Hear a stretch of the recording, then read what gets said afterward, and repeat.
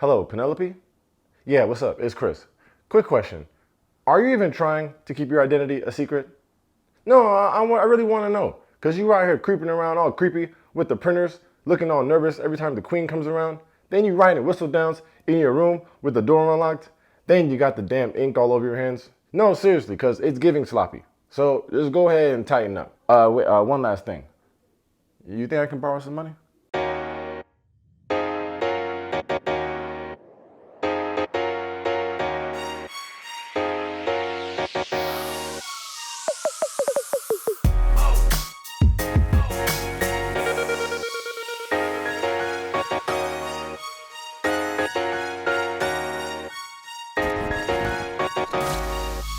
All right, welcome to Taste Take. If you're new here, today we're talking about part 2 of season 3 of Bridgerton. And since all the episodes are already out, I'll be talking about them like you've seen them too. So for a change, there will be spoilers. If that's something you're into, hit that subscribe button for your boy. For my regular taste takers, let's get into it because we got a ton to talk about. Get it? Like a ton to talk about, but like a ton to talk about, like a lot, but it's like Bridgerton, like it's the ton. That was kind of an easy one. Never mind. Okay, I'm totally gonna do this video differently today. Just like I said, since all the episodes are already out, I'm gonna be talking about everything all willy-nilly. But I'm not gonna talk about the episodes like in order of what happened. I'm just gonna touch on each of the main like storylines and cast members and go from there. You know, just the main storylines, and I'm just gonna talk about what caught my eye. Is that okay? Is that cool? If you guys hate it, we can have a meeting at the end of the video. We can all come together and just share our ideas of how we can improve for next time. That's what I'm willing to do for y'all. First and foremost, of course, we have to start off with Colin and Penelope, or Pollen if you want to say that cute internet combo name. We left off in part 1 with that famous carriage scene. Well, it's famous if you read the books.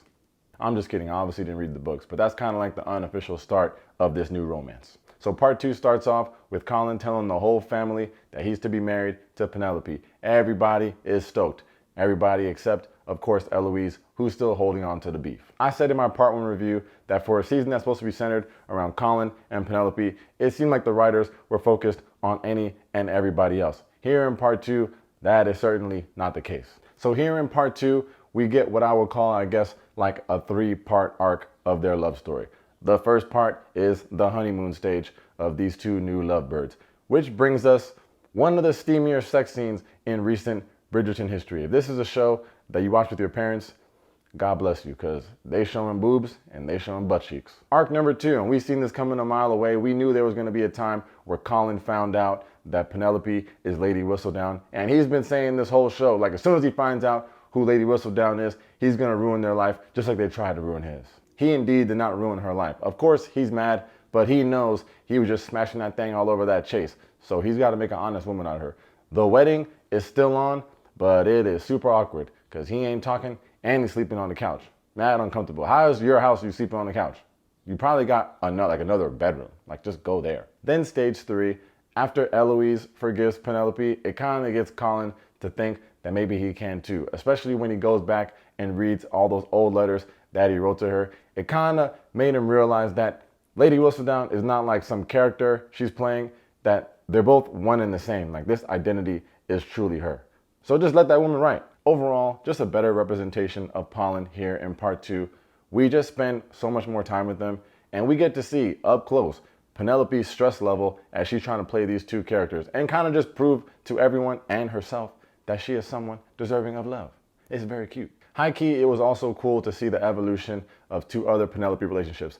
The first one with her mom, Lady Featherington, and the second one with Eloise. When Penelope's mom finds out that she's Lady Whistledown, it kind of just solidified. She's like, look, maybe I have been annoying the fuck out of this girl. And Lady Featherington just spends all her time with her other 2 daughters, who I think are morons. I guess she thought, even though they're morons, they had a better chance of marrying an eligible bachelor in the town than Penelope did. And look at that. After all that, these 2 girls marry 2 other morons who don't have any money. And all of a sudden, Penelope, the girl you've been ignoring for 3 seasons, is now soon to be a Bridgerton. Now you want to be friends with her? Lady Featherington isn't going to win Mom of the Year anytime soon. I just think in part two, we got to see more of her motivations for why she is the way she is. It humanized her a little bit. I mean, she's just kind of old school too, and she's just trying to save her family. They're in some financial troubles because of all that fraud, which is not really her fault, but she's just trying to keep that shit afloat. I mean, remember when Penelope was like, Mom, but what about my dreams? And she's like, women do not have dreams. They have husbands. Sheesh. And it's sad to say that back then, that was kind of true. And that's part of like the even more motivation for Penelope to want to keep writing. And she was like, no, no, no, no. I will not accept that. Then with Penelope and Eloise, in part two, we're just reminded why these two are best friends in the first place, especially when they're all playing that riddle game where they're just showing everybody that they are indeed the two most clever people in the room. I'm just glad to see these two back together because Eloise and Cressida was giving Mean Girls and I wasn't here for it. And speaking of Cressida, of course we're not supposed to like her, but here in part two, she was eating. In part two, we find out that she's set up to marry some freaking old creep. He looks like Andrew Jackson, like the dead version. Can you believe this dude says that he wants to have 4 or 5 kids with her? So she comes up with a brilliant idea of pretending to be Lady Whistledown so she can try to collect the reward money that Queen Charlotte offered. $5,000. The only problem is she writes like how Donald Trump tweets. But that don't matter for long, because not only does her mom jump in to ghostwrite for her on some Drake shit, even better, she finds out the true identity of Lady Whistledown all by herself. Cressida pulls up on Penelope and she's like, look girl, I know your true identity. You're Lady Whistledown. Penelope's like, what do you mean? She's like, look, I don't got time for the games. Queen Charlotte's offering $5,000 and I'm gonna need 10,000 out of you or else I'm telling everybody your secret. Cressida got the whole crew in a chokehold. Colin, fresh off some makeup sex, finds out that his bride is being blackmailed for $10,000 and he's like, no, no, no, no, I got this. Colin rolls up on Cressida, like, you got a lot of nerve thinking you can blackmail my wife and we damn sure ain't paying no $10,000. Cressida's like, bro, if you don't get on my face, matter of fact, it's $20K now, so go ahead and leave before I really get mad. Colin comes back to Penelope, he's like, yeah, this chick is real. I'm gonna go ahead and ask my brothers for the money. Cressida stood on business. That's what the kids say.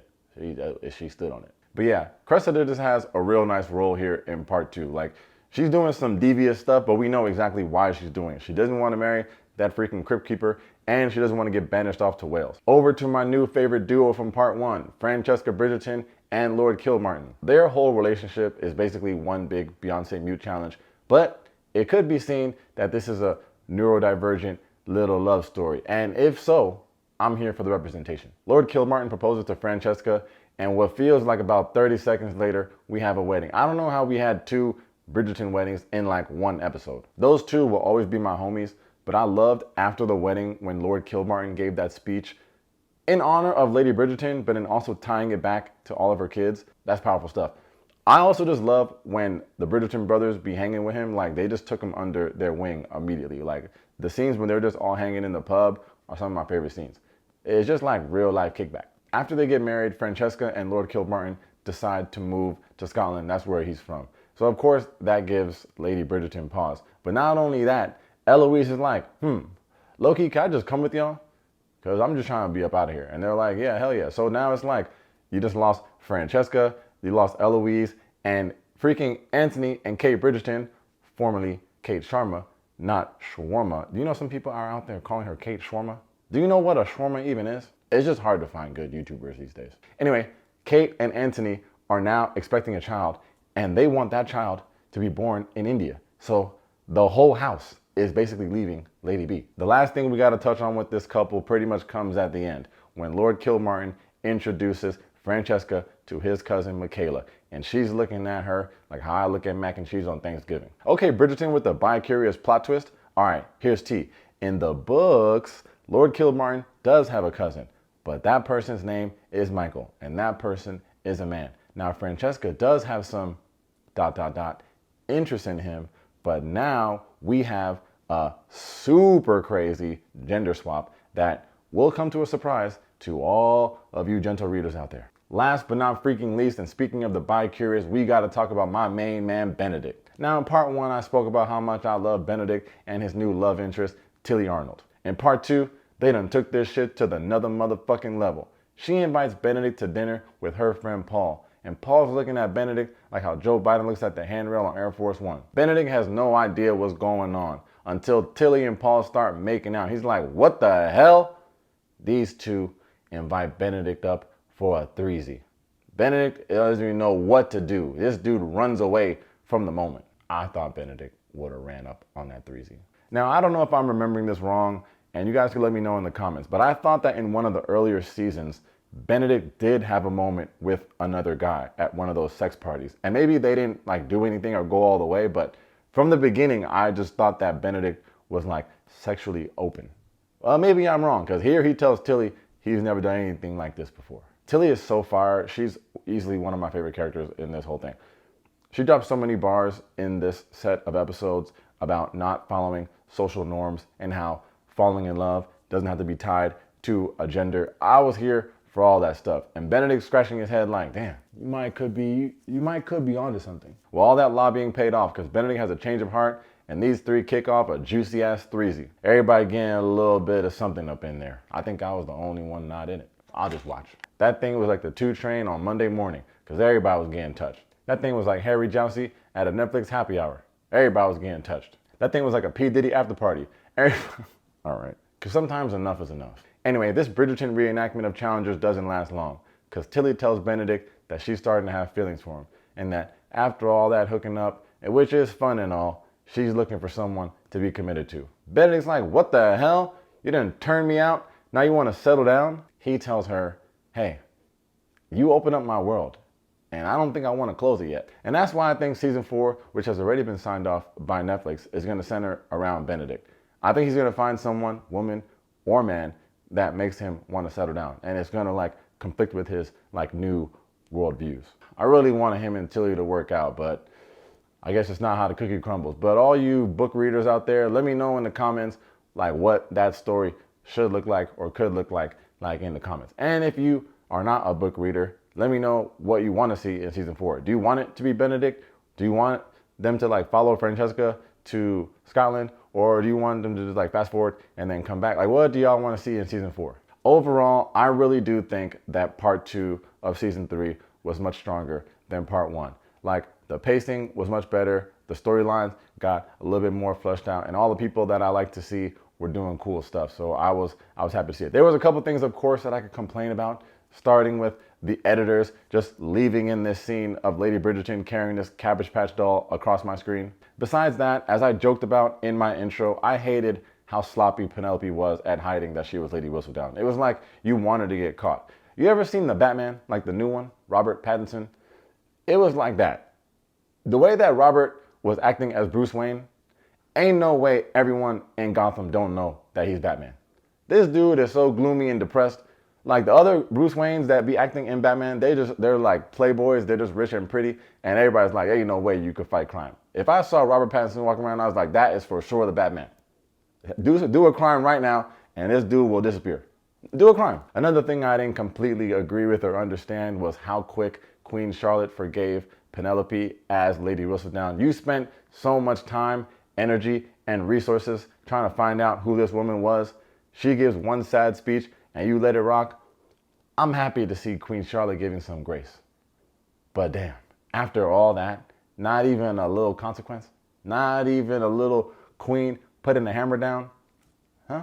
But speaking of Lady Whistledown, it was cool to see the transition of the voiceover and the signature on the letters go from Lady Whistledown to Penelope Bridgerton. My opinion, just a really strong close to the season. When it's all said and done, I don't think any fans would put this season over the first 2 or Queen Charlotte, but just because it's probably everyone's least favorite, it doesn't make it whack. I'm excited to see where they go with this one, even though based on the math, season 4 might not be until the summer of 2026, which I don't even know what that means.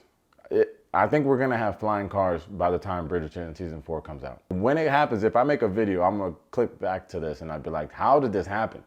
What will I even look like? Hopefully the same. Oh, let me do my little closing thing. As always, thanks for checking out Tate's Take. If you enjoyed the video, make sure to hit that like and that subscribe button. In the comments, let's talk about what you thought about this season of Bridgerton. Who were your favorite characters? And like I said before, what do you want to see in season 4? What do you think about that Tilly, Paul, and Benedict 3Z? How we just turned my man Benedict out and then you just let him free? It was so steamy in there. They were getting some freaky deeks. It is nuts. Thanks for the time, y'all. Peace. Hey. Okay, honestly, I guess the only real couple thing I didn't talk about was like twofold. Lady Bridgerton and Lord Anderson, who's Lady Danbury's brother, and Lady Danbury finally addressing the fact that she low-key got a thing going on with Lady Bridgerton's own father. And if you pay attention, you will see one of the hats that he made for her in the show. That's an Easter egg for the real fans out there. I don't know. Lady Bridgerton is playing a little too coy for me. Like, just give the man some play. And also, is Lord Anderson putting it on too thick? Like, damn, bro. Like, you looking a little thirsty. Also, so lame for Lady Danbury to be showing all those other weak-ass women to her brother just to avoid him dating her friend. Because, look, brothers are going to be brothers. I'm going to say that right now. But, yeah, I guess if you're still watching this, you could let me know also in the comments what you thought about Lady Bridgerton and Lord Anderson. Do we care about this? I wanted her to get some play, but I just, like, do you want this man or not? You playing it too cool. She's acting like she's married or something. Like, you are single. Well, you're a widow. So just get back on the horse. And maybe now that her whole family is like literally like leaving the house, maybe she could just get some time to slide.